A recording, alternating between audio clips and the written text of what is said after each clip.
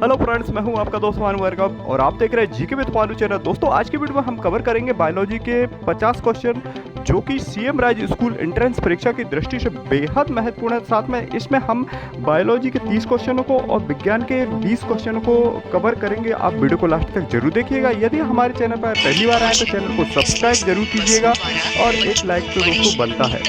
दोस्तों, यदि आपने अन्य हमारे इंग्लिश से या आपका और भी जो सब्जेक्ट है टीचिंग एप्टीट्यूड साइकोमेट्रिक्स से रिलेटेड वीडियो देखना चाहते हैं तो वो चैनल की प्लेलिस्ट पर आपको मिल जाएंगे शिक्षा विभाग का लेटेस्ट अपडेट वाली प्लेलिस्ट पर, तो जरूर देखिएगा। दोस्तों चलिए अब हम इस वीडियो को शुरू करते हैं। तो दोस्तों, पहला क्वेश्चन दिया है जहाँ 31 हार्मोन शब्द का नामकरण किसके द्वारा किया गया था।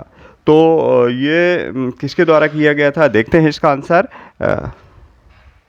बेलिस व स्टार्लिंग के द्वारा यह नामकरण किया गया था। पृथक्करण का नियम किसने दिया था। तो पृथक्करण का जो नियम दिया था दोस्तों वह मेंडल ने दिया था और मेंडल ने ही वंशानुक्रम का भी नियम दिया था। तो इसका राइट आंसर है सी, मेंडल। नेक्स्ट, जीव विज्ञान का शब्द, जीव विज्ञान शब्द का प्रयोग सर्वप्रथम किसने किया था। तो जीव विज्ञान शब्द का सभी को पता होगा, आप सभी को ये तो पॉपुलर क्वेश्चन है। और जीव विज्ञान का जो लेमार्क व ट्रेवेरेनस ने किया था। तो नेक्स्ट है, जीव विज्ञान के जनक के नाम से जाने जाते हैं कौन। तो जीव विज्ञान का जो जनक के नाम से जाने जाते हैं वो अरस्तु को जाना जाता है। नेक्स्ट है, वनस्पति विज्ञान के जनक के नाम से किसे जाना था। तो दोस्तों ये सभी नॉर्मल क्वेश्चन है और इस टाइप के क्वेश्चन भी आ जाते हैं। तो वनस्पति विज्ञान का जो जनक थियोफ्रेस्टस हैं। नेक्स्ट, बॉटनी शब्द की उत्पत्ति किस शब्द से हुई है। बॉटनी शब्द की, तो इसका राइट आंसर है ग्रीक भाषा। अधिकतर जितने भी जो शब्द हैं वो ग्रीक भाषा से ही आए हैं। फाइकोलॉजी में किसका अध्ययन किया जाता है। फाइकोलॉजी में किसका अध्ययन किया जाता है। तो शैवालों का ये अध्ययन किया जाता है। नेक्स्ट अगला, पर्यावरण का अध्ययन जीव विज्ञान की किस शाखा के अंतर्गत किया जाता है। पर्यावरण का अध्ययन जीव विज्ञान की किस शाखा के अंतर्गत किया जाता है। तो पारिस्थितिकी तंत्र के अंतर्गत किया जाता है। नेक्स्ट है, डेंड्रोलॉजी का संबंध किससे है। डेंड्रोलॉजी का संबंध किससे है। डेंड्रोलॉजी जो कि झाड़ियों के अध्ययन से संबंधित होता है डेंड्रोलॉजी। तो पुष्पों का अध्ययन, वेरी इंपॉर्टेंट, पुष्पों का अध्ययन किसके लिए अंतर्गत किया जाता है। तो इसका राइट आंसर है दोस्तों सी, एंथोलॉजी। वनस्पति संवर्धन से संबंधित विज्ञान की शाखा को क्या कहते हैं। वनस्पति संवर्धन से संबंधित शाखा को क्या कहते हैं। तो हॉर्टिकल्चर कहा जाता है इसे। नेक्स्ट है, स्पर्मोलॉजी में किसका अध्ययन किया जाता है। स्पर्मोलॉजी में किसका अध्ययन किया जाता है। तो इसका राइट आंसर दोस्तों बीज का किया जाता है। नेक्स्ट, एग्रेस्टोलॉजी में किसका अध्ययन किया जाता है। एग्रेस्टोलॉजी में किसका अध्ययन किया जाता है। तो इसमें घासों का अध्ययन किया जाता है। नेक्स्ट, पीडोलॉजी में किसका अध्ययन किया जाता है। तो इसके अंतर्गत भूमि का अध्ययन किया जाता है पीडोलॉजी के अंतर्गत। पौधों के नाम देने वाले विज्ञान कहलाता है। पौधों को नाम देने वाला विज्ञान क्या कहलाता है। तो वर्गीकी विज्ञान कहलाता है। नेक्स्ट अगला क्वेश्चन दिया है, निम्नलिखित में से किसे वर्गीकी का पितामह कहा जाता है। तो ये किसे कहा जाता है, वर्गीकी का पितामह कहा जाता है। तो लीनियस के लिए कहा जाता है। तो इसका राइट आंसर लीनियस। सूक्ष्म जीव मिलते हैं, सूक्ष्म जीव कहाँ मिलते हैं। दलदल भूमि में, रेतीली लवण युक्त भूमि में या इन सभी भूमियों में। तो सूक्ष्म जीव तो ये सभी भूमियों में मिलते हैं। तो इसका राइट आंसर है 47 का, देखते हैं डी। नेक्स्ट, विषाणु वृद्धि करता है। विषाणु वृद्धि करता है। तो विषाणु वृद्धि जो करता है वो जीवित कोशिका में, चीनी की विलयन में, मृत कोशिका में या पानी में। तो ये जीवित कोशिकाओं में वृद्धि करता है। इसका राइट आंसर। नेक्स्ट, साबूदाना किससे बनाया जाता है। साबूदाना तो पाइनस सैंड्रस, जूनिपर या साइकस। तो साइकस से बनाया जाता है। इसका right answer D, cycas. Next, फलों का अध्ययन किया जाता है। तो दोस्तों बायोलॉजी के सभी नॉर्मल इसमें क्वेश्चन हैं ये। और फिनोलॉजी फलों का अध्ययन पोमोलॉजी के अंतर्गत किया जाता है। नेक्स्ट अगला क्वेश्चन, दीध नाम पद्धति के प्रतिपादक कौन हैं। तो देखते हैं इसके कौन है इसके प्रतिपादक, लिनियस। नेक्स्ट है, जीवाणु की खोज सर्वप्रथम किसने की थी? तो जीवाणु, वेरी इंपॉर्टेंट क्वेश्चन है, बहुत बार पूछा भी गया है ये। तो जीवाणु की जो खोज की थी वो ल्यू वैन हॉक ने की थी। जिन पौधों पर बीज बनते हैं किंतु पुष्प नहीं लगते हैं क्या कहलाते हैं? जिन पौधों पर बीज बनते हैं किंतु पुष्प नहीं लगते हैं वो किसके अंतर्गत आते हैं? तो दोस्तों वो अनावर्ती बीज के अंतर्गत आते हैं। जीवाणुओं की साधारण आकृति क्या होती है? जीवाणु की साधारण जो आकृति होती है वो क्या होती है? तो छड़ी रूप होती है, बल्कि और सर्पिल आकार की होती है। तो इसका राइट आंसर छड़ रूपी होती है। नेक्स्ट है अगला, जो जीवाणु आकार में सबसे छोटे होते हैं क्या कहलाते हैं? तो जो जीवाणु सबसे छोटे होते हैं आकार में वो क्या कहलाते हैं? तो ये गोलाणु कहलाते हैं। देखते हैं आंसर। चलिए नेक्स्ट है, अभी इसका अगला क्वेश्चन, निम्नलिखित में से कौन सा रोग बैक्टीरिया से होता है? तो बैक्टीरिया से होने वाला जो रोग है, जीवाणु से जो होने वाले रोग हैं, पीजीटी है कोडिनिका। ऐसे आप ये ट्रिक ध्यान रख लेना, पी से हो जाएगा पीलिया। तो बैक्टीरिया से होने वाले रोग कौन कौन से हैं ये हमें इसमें दोस्तों देखना है। तो तपेदिक, पीजीटी, टी से टीवी तपेदिक हो जाएगा, है से हैजा, को से कोविड, डी से डिप्थीरिया, निका यानी निमोनिया, और का से काली खांसी। तो ये पीजीटी आपको ध्यान है, ये पूरी ट्रिक है इसकी। तो इसका आंसर देखते हैं, तपेदिक। पी से प्लेग होगा दोस्तों, पीजीटी। जी से गोनेरिया। चलिए अब हम अगला क्वेश्चन देखते हैं, मानव की आंत में पाए जाने वाला जीवाणु है क्या? मानव की आंत में पाए जाने वाले जीवाणु को क्या कहते हैं? तो इसे देखते हैं। नेक्स्ट अगले क्वेश्चन को देखते हैं, एंटीबायोटिक्स अधिकांशतः पाए जाते हैं कहाँ पाए जाते हैं? तो एंटीबायोटिक्स जो पाए जाते हैं दोस्तों वो जीवाणुओं से ही प्राप्त होते हैं हमें।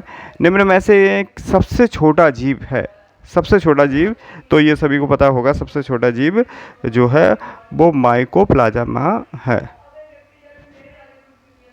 नेक्स्ट, निम्नलिखित में से कौन सा रोग जीवाणु के कारण होता है? कौन सा रोग जीवाणु के कारण होता है?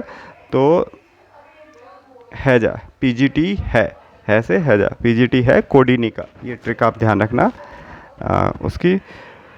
चलिए अब हम इसमें विज्ञान के 20 महत्वपूर्ण क्वेश्चनों को और कंटिन्यू करते हैं। तो दोस्तों आंसुओं में कौन सा पदार्थ घुला रहता है?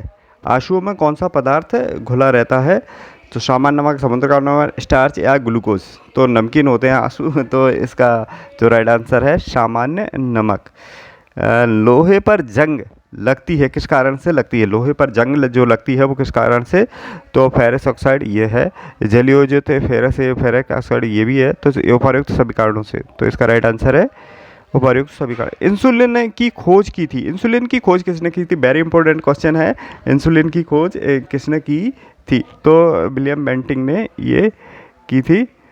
नेक्स्ट अगला, वनस्पति तेलों को घी में परिवर्तित किया जाता है। वनस्पति तेलों को घी में परिवर्तित किया जाता है। तो दोस्तों ये भी पूरे बायोलॉजी से है, तो साइंस लेकिन बायोलॉजी से रिलेटेड ही है, और इसमें केमिस्ट्री के भी क्वेश्चन मिलेंगे और सामान्य विज्ञान के भी। तो इसका राइट आंसर है हाइड्रोजनीकरण। निम्नलिखित में से कौन सी एक मिश्र धातु है? मिश्र धातु है, तो दोस्तों जस्ता ये, इसमें मिश्र धातु पूछा गया है दोस्तों। इनमें से मिश्र धातु स्टील है, स्टेनलेस स्टील के जो बर्तन होते हैं वो मिश्र धातु जस्ता नहीं है, शीशा भी नहीं है, एल्यूमिनियम नहीं। देखते हैं, निम्नलिखित में से कौन सी ईंधन गैस फ्यूल गैस नहीं है? कौन सी गैस ईंधन गैस नहीं है? ऑप्शन आपको दिए हैं दोस्तों। तो जो लाफिंग गैस है वो ईंधन गैस नहीं है, ईंधन के रूप में ये नहीं यूज की जाती है। भाप अंगार गैस, प्रोड्यूसर गैस भी की जाती है, मार्स गैस भी की जाती है, लेकिन हास्य गैस जो लाफिंग गैस होती है उसका यूज ईंधन के रूप में नहीं होता। तो इसका राइट आंसर, निम्नलिखित में से कौन सा तत्व प्रबल क्षारीय ऑक्साइड बनाता है जब ऑक्सीजन में जलता है? तो दोस्तों इसका राइट आंसर है सोडियम। फैदम है, फैदम क्या है? एक मछली होती है, एक पौधा होता है, एक बर्तन बर्तन को कहते हैं या माप को कहते हैं? तो दोस्तों एक माप को कहते हैं और फैदम के द्वारा समुद्र की गहराई को मापा जाता है। इसके देखते आंसर माप को कहते हैं। रिचर स्केल, रिचर स्केल किसके नापने में प्रयोग होती है? तो भूकंप की तीव्रता नापी जाती है रिचर स्केल पर। नेक्स्ट है डायनामाइट के आविष्कारक कौन थे निम्नलिखित में से? तो डायनामाइट अल्फ्रेड नोबेल, जिनके नाम पर बहुत नोबेल अवार्ड दिया जाता है, जो कि विश्व का सबसे बड़ा पुरस्कार है, नोबेल पुरस्कार, जो कि अक्टूबर माह में दिया जाता है और दिया जाता है दिसंबर में और घोषणा हो जाती है अक्टूबर में। तो देखते हैं अल्फ्रेड नोबेल। दोस्तों अगला क्वेश्चन दिया है, प्लास्टर ऑफ पेरिस प्राप्त किया जाता है, किससे किया जाता है प्लास्टर ऑफ पेरिस? तो जिप्सम से ये प्रयोग प्राप्त किया जाता है। इसका राइट आंसर है जिप्सम। चिकित्सा व युद्ध में उपयोग किए जाने वाले किरणों को नवीनतम अनुसंधान हो रहा है। तो ये कौन सी किरणें हैं जो चिकित्सा और युद्ध के क्षेत्र में की जाती हैं? तो दोस्तों लेज़र किरणें होती है, जो कि युद्ध के क्षेत्र में उन जब धुंध या कोहरा छाया होता है तो ये लेज़र किरणों का उपयोग किया जाता है। चिकित्सा में भी इनका उपयोग किया जाता है। तो नेक्स्ट अगला देखते हैं, रडार में किस प्रकार की तरंगें होती हैं? रडार में किस प्रकार की तरंगें होती हैं? तो इसका राइट आंसर है विद्युत चुम्बकीय तरंगें रडार में पाई जाती हैं, यांत्रिक तरंगें। आकाश के नीले दिखाई देने का मुख्य कारण क्या है? फिजिक्स से रिलेटेड है। तो दोस्तों आकाश का नीला दिखाई देना सूर्य की रोशनी से नीला होता है, वायुमंडल में उपस्थित धूल कणों के कारण, सौर विकिरण, प्रकीर्णन। तो दोस्तों प्रकीर्णन की घटना के कारण ही आकाश नीला दिखाई देता है और साथ में सुबह और शाम को हमें आकाश सुबह के समय लाल दिखाई देता है। तो ये प्रकाश का प्रकीर्णन की घटना है। नेक्स्ट इसमें इसका आंसर देखते हैं। नेक्स्ट है, तेज गति से आता हुआ वाहन हॉर्न बजाता है तो उसका पिच क्या रहता है? तो उतना ही सुनाई देता है, अधिक सुनाई देता है, कम सुनाई देता है, पहले से कम और फिर अधिक सुनाई देता है। तो बहुत पिच यानी तारत्व, और तारत्व जो कि ध्वनि का लक्षण होता है, और इसमें ध्वनि पतली और मोटी सुनाई देती है। जैसे कि मच्छर की भिनभिनाहट और शेर की दहाड़ में किसका तारत्व अधिक होगा? तो मच्छर जो भिनभिनाता है उसका तारत्व अधिक होगा, यानी जो पतली तीक्ष्ण आवाज़ होती है वो उसकी पिच कहलाती है, वो अधिक तारत्व वाली कहलाती है। तो दोस्तों इसमें जो क्वेश्चन पूछा गया है इसका राइट आंसर हम देखते हैं, अधिक सुनाई देता है तेज गति से आता हुआ वाहन का हॉर्न, जैसे कि ट्रेन का आपने देखा। तो दोस्तों अगला क्वेश्चन दिया है, सूती और ऊनी रेशों में अंतर किया जा सकता है, किस आधार पर किया जा सकता है? सूती और ऊनी वस्त्रों में जो रेशे होते हैं उनमें अंतर किस आधार पर किया जाता है? छूकर, जलाकर? तो छूकर तो इतना नहीं है, जला करके इसमें क्लियर हो जाएगा। सूती वस्त्र और जो ऊनी वस्त्र में अधिक लंबे समय तक ऊनी वस्त्र को जलाया जा सकता है सूती वस्त्र की अपेक्षा। तो इसका राइट आंसर रहेगा जला करके। नेक्स्ट, बर्फ़ पर दाब बढ़ाने से उसका गलनांक क्या होगा? तो वेरी इंपॉर्टेंट क्वेश्चन, बहुत अधिक पूछा जाता है, तो घट जाएगा। नेक्स्ट है, गर्मियों में सफ़ेद कपड़े क्यों पहने जाते हैं? तो दोस्तों ऊष्मा के बुरे अवशोषक होते हैं, सस्ते होते हैं, आकर्षक होते हैं, इनमें से कोई नहीं। तो गर्मियों में आकर्षक दोस्तों लगते हैं गर्मियों में ये, लेकिन इसका जो राइट आंसर है ऊष्मा के बुरे अवशोषक होते हैं, क्योंकि जो ब्लैक होता है वो अच्छा अवशोषक होता है। तो इसका राइट आंसर। नेक्स्ट अगले क्वेश्चन की ओर बढ़ते हैं, निम्नलिखित में से गलत कथन कौन सा है? निम्नलिखित में से गलत कथन कौन सा है? लोहा पानी में डूब जाता है, सही है। लकड़ी पानी पर तैरती है, ये भी सही है। पारा पानी पर तैरता है, तो पारा पानी पर तैरता है, आई थिंक पारे में लोहा तैरता है, पारे में लोहा तैरता है। तो इसका राइट आंसर पारा पानी पर तैरता है, ये नहीं होगा। चलिए, क्योंकि पारा जो लिक्विड होता है और सबसे भारी धातु कहा जाता है, लिक्विड धातु कहलाता है। भारी नहीं, भारी एस्बेस्टस धातु होती है और सबसे हल्की धातु होती है लिथियम। तो इसका राइट आंसर है पारा पानी पर तैरता है। गलत कथन इसमें हमें छांटना था। तो दोस्तों इसमें लोहा पानी में इसमें गलत जो कथन है वो पारा पानी पर तैरता है, ये गलत है कथन। चलिए अगले कथन की ओर बढ़ते हैं। नेक्स्ट अगला क्वेश्चन दिया, संतरे में कौन सा विटामिन होता है? तो दोस्तों सभी को पता है कि संतरे जो कि खट्टे पदार्थ होते हैं, पीले खट्टे, इन सभी में विटामिन सी होता है, और विटामिन सी का सबसे अच्छा स्रोत जो होता है वो आंवला होता है। आंवले में सबसे अधिक विटामिन सी पाई जाती है। तो दोस्तों अगले वीडियो में मिलते हैं। आप हमें सजेस्ट जरूर कीजिए, कमेंट्स जरूर लिखिएगा आपको वीडियो कैसा लगा, अच्छा है, और साथ में आप किस टॉपिक पर वीडियो देखना चाहते हैं, आपके सब्जेक्ट के अकॉर्डिंग और कौन सा टॉपिक्स लेकर के आए। मिलते हैं अगले वीडियो में, तब तक ले जाए।